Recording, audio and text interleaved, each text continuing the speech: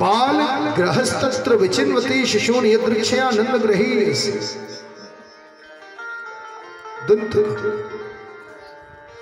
बालकों के लिए वो ग्रह के समान, काल के समान थे। लेकिन भगवान तो हमारे यहाँ चराचर जगत में व्याप्त परमपिता परमात्मा,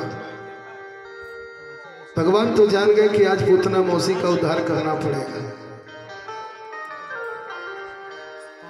अब यशोदा मैया सबरी सखियर के साथ में बढ़िया झूला झूल रहे हैं सरकार हमारी। पूतना आई, अरे मैया बधाई हो नंदरानी जू, बधाई हो यशोदा जू, आपको हमने सुनी आपके लल्ला है ना, बड़ा खूबसूरत लल्ला है, तनिक मोकू दे दे, खिला लूं या लल्ला को। ले। अच्छा मैया ने सोचा कि कोई होगी, कैसे पूछ ले, इतना सुंदर स्वरूप वस्त्र आभूषण धारण किए हुए थी, सुंदर इतना था कि पूछने की हिम्मत ना है भाई। अच्छा जब से सरकार हुए, जब से भगवान का जन्म हुआ, तब से कोई ना कोई देवी देवता भी नया नया स्वरूप धारण करके आते रहते थे। मैया ने सोची का उनको खबर मिल गई है कि वह खबर को सुन के आ गई होगी अभी देखन को लाला को। सुवा झूला ते उठा के लाला को दे दी, काके हाथ में, पूतना के हाथ में।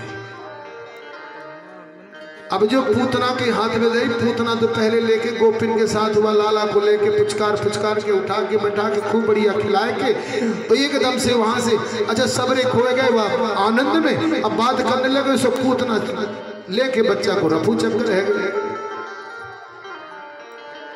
अच्छा भगवान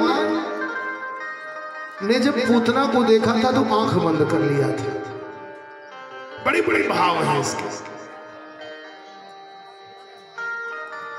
पूतना को देखते ही भगवान ने आंख बंद कर लिया, मानो सो रहे हो। संतों के जितने भाव महाराज, जितने भाव महाराज, पूरा 3 घंटे तो चले जाए, भगवान ने आंख क्यों बंद की? अब बताओ इस आनंद के समय में ऐसी राक्षसी का दर्शन कौन करना चाहेगा? सो मानो भगवान ने आंख इसलिए बंद कर ली। एक प्रकरण और आता है, मानो भगवान उस समय का स्मरण कर रहे हो कि आ गई मौसी, मेरा तेरे ऊपर कर्ज था, आज वो कर्ज उतारने का समय आ गया। कौन सा कर्ज था? बलि की पुत्री, नाम स्मरण नहीं है मुझे, आप में से बहुत सारे लोग जानते होंगे। तो बलि की पुत्री ने जब भगवान वामन का दर्शन किया तो इतना सुंदर स्वरूप था, इतना सुंदर स्वरूप था कि उस स्वरूप को जैसे ही बलि की पुत्री ने देखा तो हृदय में आनंद उमड़ आया। कदाचित ये मेरा पुत्र होता। भगवान ने उसके भाव को समझा, मैया चिंता नहीं करो, मैं पुत्र हूं। अच्छा जब भगवान ने विराट स्वरूप धारण करके बलि को नाप लिया, बलि को पाताल लोक पर भेज दिया, तो अत्यंत क्रोध हुआ उसको। अगर ये मेरा पुत्र होता तो मैं इसको जहर दे देती। भगवान को जो जैसे भजता है भगवान उसको भजते। मैया तुम चिंता नहीं करो, मानो भगवान उस समय का स्मरण कर रहे हो कि तुमने मुझको कहा था मैं तुम्हारा पुत्र होता तो आज भगवान स्तनपान करेंगे, माँ है। अब जहर देना तो जहर देने का भी वो समय आ गया, मानो आज वो कर्ज उतारने का समय, उस प्रेम का जो समय भगवान के प्रति क्षण जो उस बलि पुत्री ने प्रेम का अनुहार किया था, उस मातृत्व के प्रेम का अनुहार किया था, आज वो क्षण आ गया जब उस भगवान उसको उस मातृत्व का मोल देने वाले हैं। समस्त इंद्रियों को संकुचित करके जब आप भगवान का जिस भाव में स्मरण करते हो, निश्चित रूप से आप विश्वास मानो भगवान का दर्शन होना ही होना है। अब हम पहचान पाए ना पहचान पाए, आज से ठीक 2014 की बात है, 6 साल पहले हम यात्रा पे निकले। उन 10 दिनों की यात्रा 24 घंटे चलना, वो अनुभव ऐसा रहा कि एक क्षण जो चीज स्मरण आती थी, अगले क्षण वो चीज मुझे कहीं ना कहीं दिख जाती थी। एक जगह हम बैठे हुए थे तो एक बड़ा सा फोटो लगा हुआ था, उस पे अहिंसा तीर्थ लिखा हुआ था। मैं उसी पर दृष्टि गड़ा के देखता रहा बहुत देर तक। ये चित्र बना है कि कहीं पर है। मैं वहाँ भीकन गांव की बात है, मंदसौर खरगोन डिस्ट्रिक्ट में भीकन गांव पड़ता है। मैं वहाँ से पैदल निकला, रात्रि हुई तो रात्रि में कोई साधन मिल जाए कहीं भी उतार दे, वहाँ उतर जाए। तो जलगांव उतरा। जलगांव से पैदल कहाँ निकलना है कोई लक्ष्य नहीं। पैदल चलते चलते लगभग 10-15 किलोमीटर चला। थोड़ा सा थकी लगी, प्यास लगी तो एक आश्रम दिखा। घर में किसी के पानी पीता नहीं था तो आश्रम जहां मिले, गौशाला मिले, वहीं पीना था। तो उस आश्रम पर गया, जैसे ही पानी पिया, अब खाना क्या तो बेर लगा हुआ था। महाराष्ट्र की बात था। अच्छा, बेर गिरे हुए थे, उन बेरों को लिया और इसके बाद अचानक ऐसी दृष्टि ऊपर करी। कुछ दूर में जिस चित्र को मैंने देखा था, अहिंसा तीर्थ कहाँ, भीकन गांव, एक सेठ जी के यहाँ अपने घर उन्होंने बुला लिया था। महाराज 2 मिनट का समय आप दे दो। जब मेरी दृष्टि गई तो वही अहिंसा तीर्थ मेरे सामने खड़ा था। मैं अंदर गया। ऐसे कितने अनुभव उन 10 दिनों में हुए ही। और अब का जो जीवन है, निश्चित रूप से अगर आप पूर्ण आश्रित हो जाते हैं भगवान के, आश्रितता भी पूर्णतया होनी चाहिए। कोई ऐसा कारण नहीं कि आपकी वो चीजें आपके समक्ष नहीं होंगी।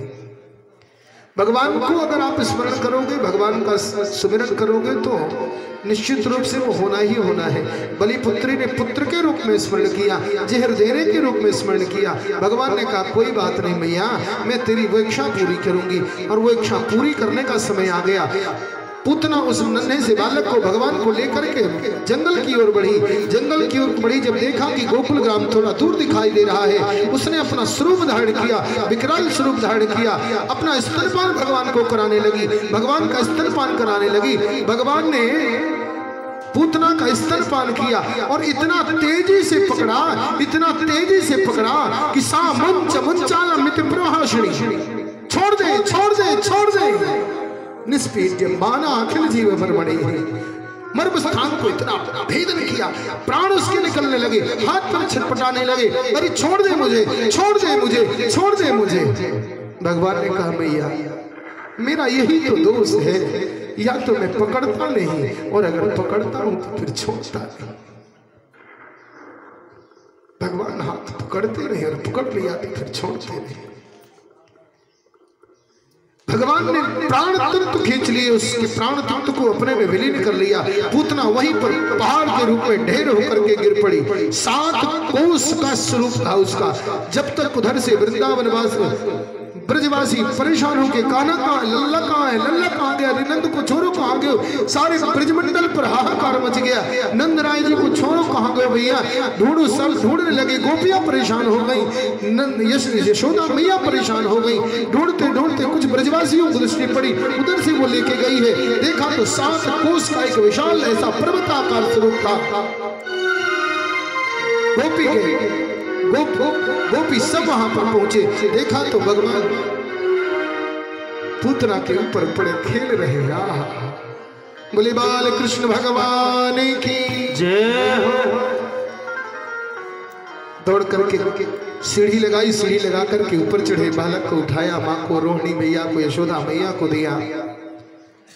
ब्रजवासियों ने उसको टुकड़े टुकड़े किए, लकड़ियां खोजी, लकड़ियों पे उसका संस्कार किया। जब संस्कार हुआ महाराज तो दिव्य सुगंध निकली उसकी लाश। जब पूतना को जलाया गया तो उसके जलने से जो गंध निकली, सारा ब्रजमंडल उस गंध से सराबोर, इतनी सुगंध थी, इतनी सुगंध थी। भगवान का स्पर्श हुआ था। भगवान के स्पर्श मात्र से उसके जन्म जन्मांतर के पाप धुल गए और जन्म जन्मांतर के पाप धुलते ही उसका सारा शरीर भगवतमय हो गया और दिव्य सुगंध निकलने लगी। इधर से मैया ने कहा अब ये मरी पड़ी थी लाश के ऊपर, मैया को कहा पतो किया ने मार दी। मैया ने कहा इतना पता नहीं कौन सा दोष कौन सा अपशकुन, भैया ये शव को छू करके आए, इसको पवित्र करना पड़ेगा।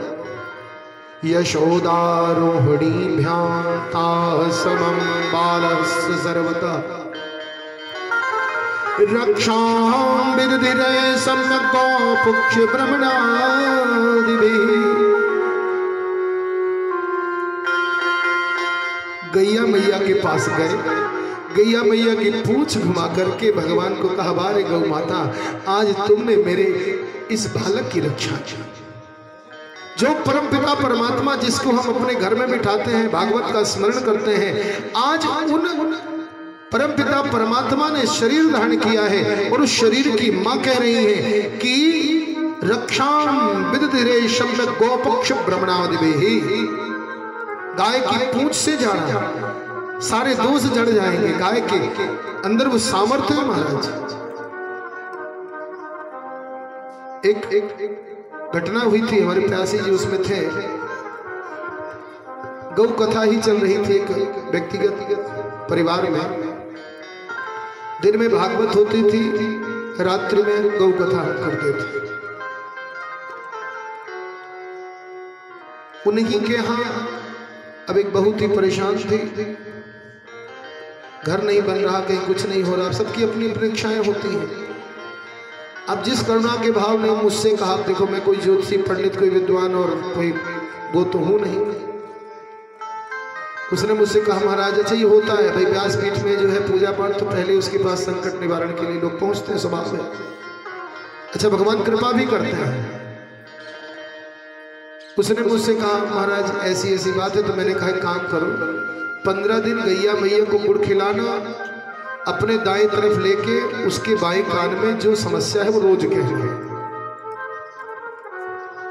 उसने ऐसा किया।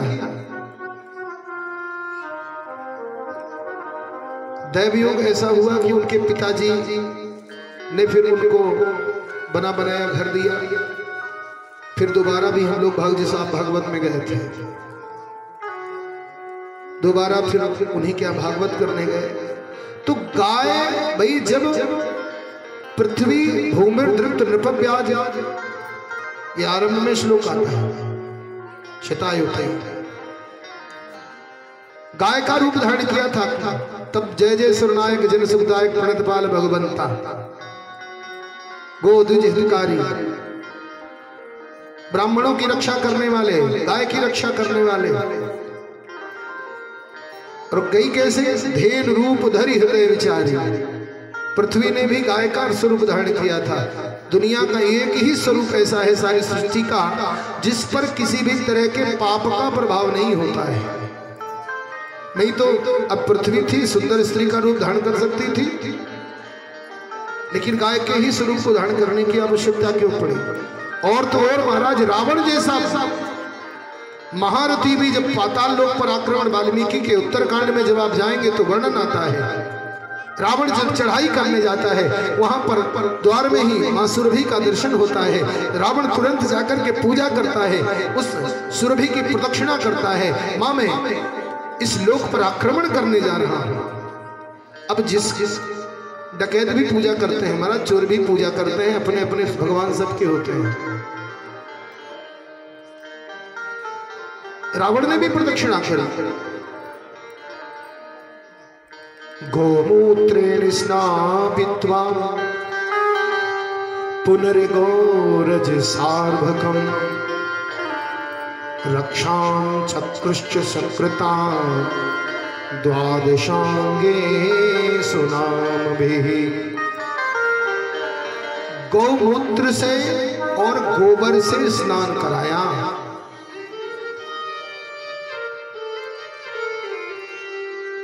अभी हम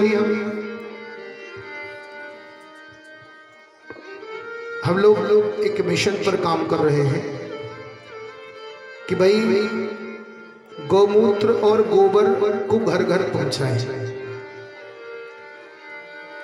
हम तो गाय के उपासक हैं ही।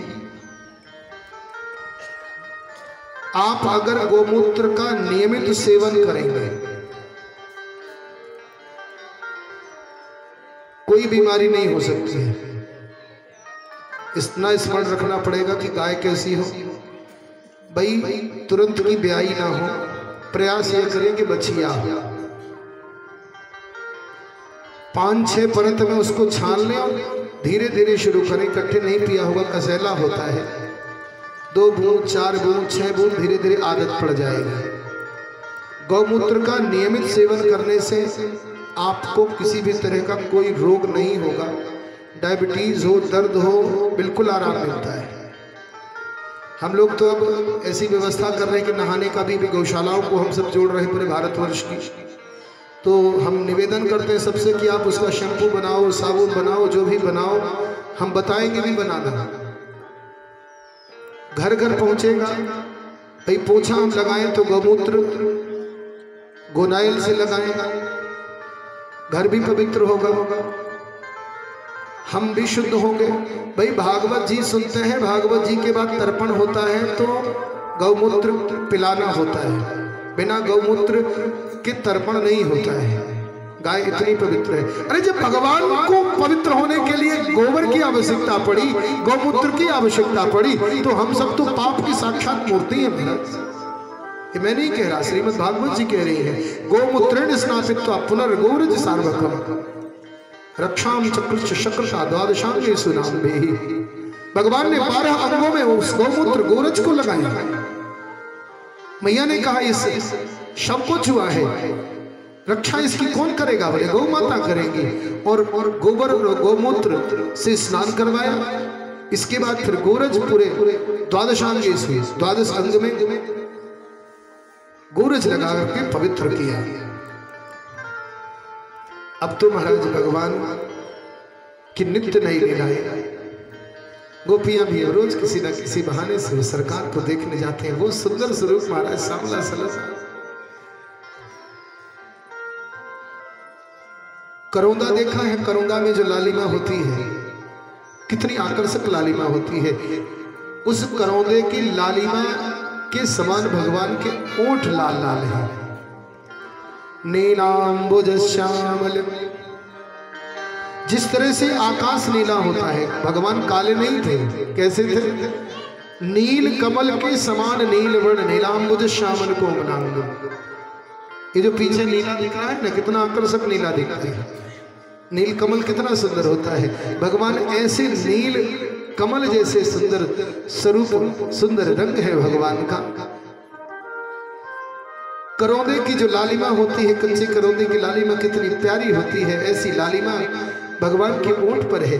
इतना अद्भुत स्वरूप है। जब चित्र इतना आकर्षित करता है भगवान का, जो कवि की कल्पना से बनता है, तो जिस स्वरूप का वर्णन आगम निगम वेद ब्रह्मा सहस्त्रों फनों का शेष नाग भी जिनका वर्णन नहीं कर सकता है, सरस्वती भी जिनका वर्णन करने में समर्थ नहीं है, जिस सौंदर्य का, वो सौंदर्य कितना अद्भुत रहा होगा।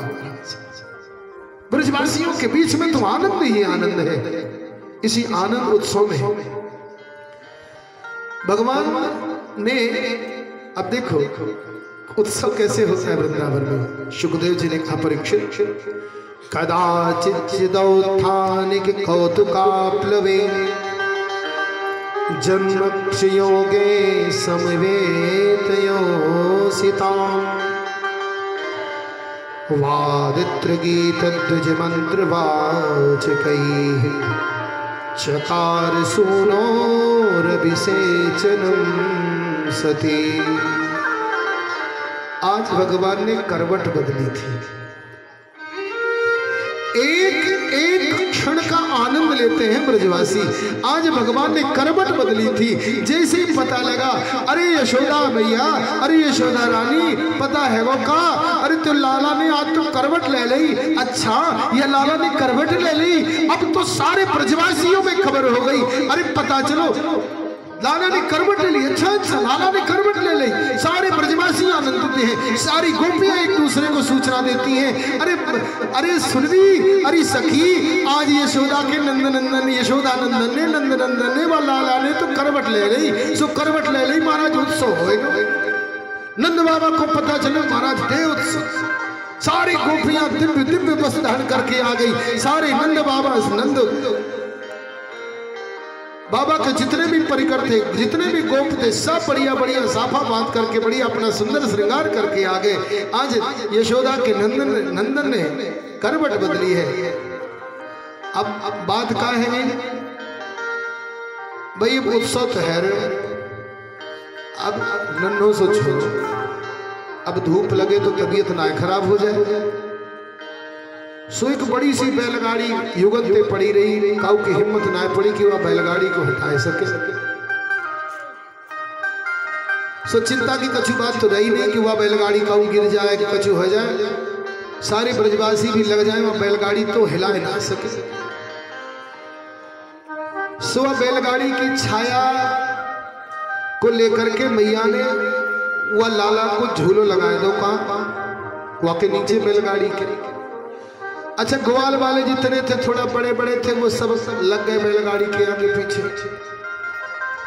जितने ब्रजवासी थे सब आनंद में गीत गाने लगे, संगीत गाने लगे, नाच होने लगी। अब भगवान ने देखी वह बैलगाड़ी को तो अपने पैर तनिक उठाए नहीं, वह पैर उठा के महाराज जो प्रहार किया कि वह ऊपर जा गया, ऊपर जाकर के से वहां पे गिरी, चटाक। सारे ब्रजवासी की हालत खराब है गई, भैया क्या हो गए, या बैलगाड़ी कैसे उतना ऊपर कैसे चली गई। सखाओं ने कहा बाबा ये तुरंत छोरा ने यहाँ पे लात मार दी, सो या लात मारी तो इतना दूर से जाके भागल बावरे है कारे, या अभी तो करवट बदली है छोरा ने, अभी तो कछु इसको ताकत करवट बदलने की तो पूरी ताकत है ना, या बैलगाड़ी पे लात मार दी तो या बैलगाड़ी इतने ऊपर चली गई, एकदम बावरे हो गए छोरा। ये छोरन की बात को भरोसा ना करी, बालकों की बात का वैसी भरोसा कहाँ होता है।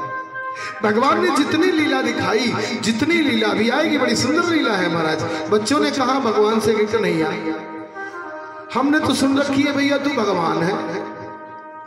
भगवान ने कहा ना अरे मैं काहे को भगवान हो, मैं तो तेरे सखा हूँ ना है लाला, सखा तो है, पर भैया सबरे ऋषि मुनि जो भी आए तो तेरे को बंदन करे तो आते, हम सबरे को निवेदन है एक बार अपने वो बैकुंठ दिखाएगा। भगवान ने कहा कहूँ बात नहीं है, मेरे सखा है कि अगर बैकुंठ ना देख पाए तो फिर मेरे सुखा होवे को मतलब का निकलोगे। मेरे सखा है, सखा है तो फिर तो बराबर कहा के बोले चिंता ना करो, हम सबरे को अभी बैकुंठ लेके चलवे और वहां से बैकुंठ के दर्शन करा के फिर यहाँ पे सबको ला के रख दे। भगवान बैकुंठ ले गए थे सब, अभी आगे कथा आएगी। शकट का उद्धार किया,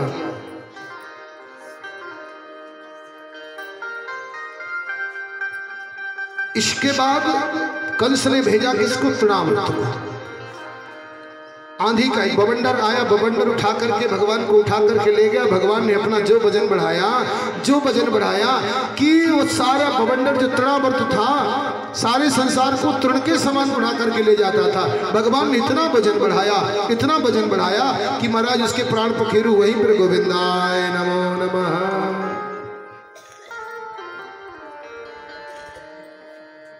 एक भगवान राम के प्रसंग में और भगवान कृष्ण के प्रसंग में भगवान की लीलाओं में तो समानता है, किंतु लीला देखने वालों में असमानता है।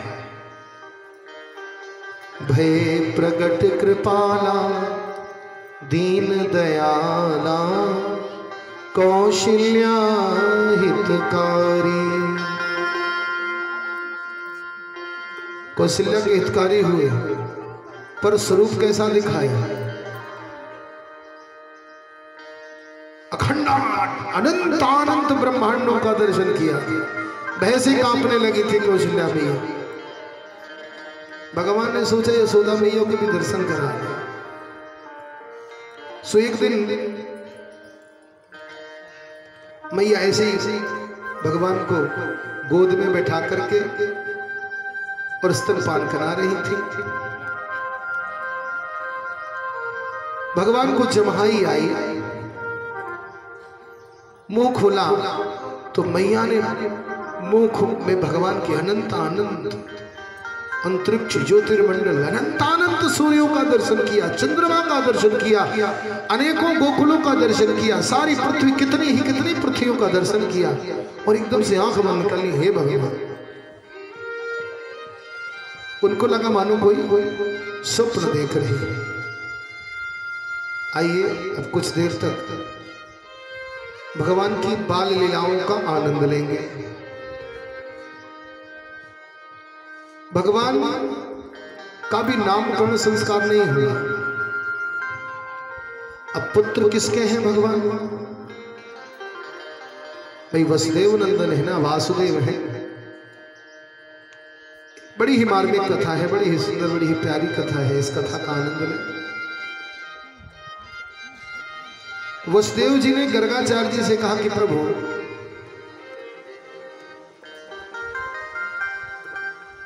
मेरे पुत्र का नामकरण संस्कार करना है। अच्छा, कहाँ है पुत्र? बोले प्रभु आप ऐसे अनजान बनते हो, आप नहीं जानते। सो गर्गाचार्य जी महाराज आ गए गोकुल। गोकुल आ गए, नंद बाबा से मिले। नंद बाबा से कहा कि देखो नंद बाबा, नंद राय जी, मैं आपके पुत्रों का नामकरण संस्कार करना चाहता हूं। महाराज गर्गाचार्य जैसे परम विद्वान, गर्गाचार्य जैसे तपस्वी किसी का नामकरण करने खुद आए। गर्गाचार्य के पास जाने का सामर्थ्य भी होना चाहिए। आज वो गर्गाचार्य जी स्वयं चल करके आए हैं, मुझे आपके पुत्रों का नामकरण संस्कार करना है। नंद बाबा ने कहा भाग्य प्रभु, आपका आना ही हम सब ब्रजवासियों का सौभाग्य है। जन्म जन्मांतर के पुण्यों का उदय हुआ, तब आपका आना हमारे पास में हुआ। गर्गाचार्य जी ने कही एक समस्या है। क्या समस्या है प्रभु? बोले इनका नामकरण देखो, उत्सव तुम लोग उत्सव बहुत करते हो, ब्रजवासी आनंद बहुत लेते हैं महाराज। ब्रजवासियों का आज भी स्वभाव, ब्रज में जाएं तो अलग ही आनंद है। अब हम लोगों के साथ में बहुत सारे ब्रजवासी रहते हैं, तो गुस्सा भी होंगे तो आनंद आएगा, लड़ाई भी करेंगे तो अच्छा। बड़ा सुंदर भाव है आज भी ब्रजवासियों का, बड़ा सुंदर। डरते किसी को नहीं है। बोले हम सबरे कृष्ण को तो डरे ना है ससुरे, तू कौन से बड़े तोप है भाई। हमारे साथ एक सूर्य प्रकाश सुरेश शुक्ला जी, कुछ बात हो गई। बोले हमें ऐसे वैसे थोड़ी, तो कृष्ण के सखा हैं। ब्रजवासियों में भगवान राम के उपासक अधिक मिलते हैं, भगवान कृष्ण को सखा मानते हैं। बड़ा सुंदर भाव है। तुलसीदास जी के गुरु भाई थे या सगे भाई थे, चले गए वृंदावन। अच्छा, जिन गुरु से दीक्षा ली थी श्री तुलसीदास जी ने, उन्हीं से शायद रघुनाथ दास जी ऐसा कुछ नाम था, दीक्षा उनने भी ली थी। राम की दीक्षा ली थी। मीराबाई भी राम मंत्र की का ही जाप करती है। भजन आपने सबने सुना होगा, पायो जी मैंने राम रतन धन पायो। कई बार प्रश्न उठता है कि उपासक तो कृष्ण की थी, लेकिन ये कैसे राम रतन धन पाए? गाना भी है, सांसों की माला में सुमरू में पी का नाम, मेरे मन की मैं जानू और पी के मन की राम। मीरा भाई का भजन है। फिल्मों में इतना गाया कि लोगों को लगता है कि फिल्म का भजन है। सांसों की माला से सुमरू मैं पी का नाम, मेरे मन की मैं जानू और पी के मन की राम। राम मंत्र में ना था, सराक्षर में। तो तुलसीदास जी के भाई चले गए, उपासक हो गए भगवान कृष्ण के। अब तुलसीदास जी ने घर से पत्र लिखा कि तू भाई पत्नी एक ही पति का वर्ण करती है, वो एक ही पति के नाम का सिंदूर भरती है, और तू कैसा है कि तूने जाकर के कृष्ण का वर्ण कर लिया।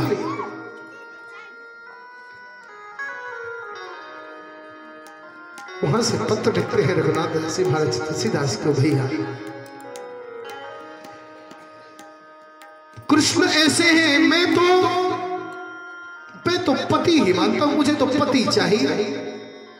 मैं विवाह करना चाहता हूँ, विवाह करना चाहती हूँ, स्त्री के भाव में लिखा, मैं तो विवाह करना चाहती हूँ, लेकिन राम है कि एक पत्नी व्रतधारी है, वो मेरे साथ विवाह कर नहीं सकते हैं, इसलिए मैंने कृष्ण का वर्ण किया। कृष्ण ऐसे हैं कि 16,108 त्यक्ताओं को सम्मान दिया, 16,100 त्यक्ताओं को सम्मान दिया। उनकी लिस्ट में मैं भी शामिल हो जाऊंगा। कृष्ण तो अनेकानेक पत्नियों को धारण कर सकते हैं, मैं भी उनकी पत्नी बनना चाहता हूँ। राम तो मेरे परमात्मा है, राम तो मेरे स्वामी है, लेकिन कृष्ण मेरे पति है। अभी कल बड़े बड़े सुंदर से बड़े भाव है, भागवत जी का तो अद्भुत भाव है। सखियों के साथ में बड़ा सुंदर संवाद होता है, जब महाराज होता है उसके पहले भगवान समझाते हैं सखियों को, भगवान सखियां सुनती रहती हैं, और सुनने के बाद फिर भगवान को वो जवाब दिया, महाराज वो जवाब दिया कि भगवान विवश हो गया। गर्गाचार्य जी ने कहा कि देखो, अगर नामकरण है भाई, तुम ब्रजवासी हो, आनंद बहुत करते हो, उत्सव बात बात में करते हो। अरे जहां पर करवट बदलने पे इतना बड़ा उत्सव हो गया, तो नामकरण का उत्सव तो छोटे से छोटा आदमी भी करता है, तो बड़ी समस्या हो जाएगी। तो बोले क्या करना पड़ेगा? बोले शांति से गौशाला में नामकरण हम कर देंगे। भागवत जी में इतना ही प्रसिद्ध है कि गौशाला में नामकरण किए, लेकिन अब संतों का भाव, भगवान का नामकरण होना है। गर्गाचार्य जी महाराज गए, लेकिन अभी गर्गाचार्य जी के अंदर जो भाव है वो किसका भाव है? बोले हम ब्राह्मण हैं। अब सबका छुआ भाई, ब्राह्मण गुरुजन पहले स्वपाकी हुआ करते थे। हम लोगों को भी स्मरण है कि गुरु महाराज आया करते थे घर में, तो अपने आप भोजन बनाते थे। अच्छा, हम लोग भी कहीं जाते हैं घर की कथा में, तो पहले पूछते हैं महाराज कि आप अपने आप बनाएंगे कि हमारा बनाया खा लेंगे? वो वही पद्धति है स्वपाकी होने की, स्वपाकी होना ही चाहिए। हम सब इतना